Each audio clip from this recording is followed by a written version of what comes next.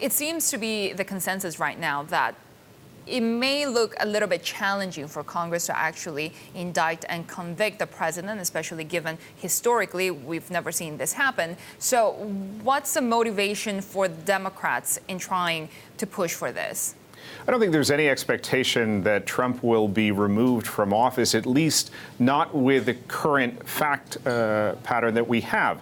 However, I think what the Democrats aim to achieve by impeaching the president here in the United States, the House of Representatives impeaches a president. It's happened twice before in history, 1868 with President Andrew Johnson and with President Bill Clinton, more recently in the 1990s. But they were never removed from office because that is the responsibility of the Senate. And here in the U.S., Republicans control the Senate. So what are the objectives the Democrats are driving at? They can tarnish Trump with that label of having been the third president impeached.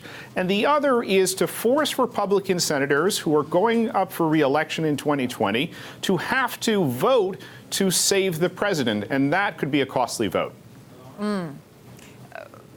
Could it work for the president's benefit, though? I mean, given that he could continue to denounce this witch hunt that he's been talking about for the last couple of years. Without question. And in fact, the Democrats have struggled and in fact even stumbled in several points over the course of the last 9 months as they've controlled the House of Representatives. They've tried to hold hearings to hold Trump to account. And yet, whether it was with the Mueller report or more recently Trump's former campaign manager, Corey Lewandowski, they were really unable to get traction. So I think there is some trepidation on the Democratic side that this too will fall flat. Yeah, it's a difficult calculation for the Democrats, isn't it? Is it sort of a cost-benefit analysis in some ways that the cost of not bringing an impeachment outweighed the cost of bringing it?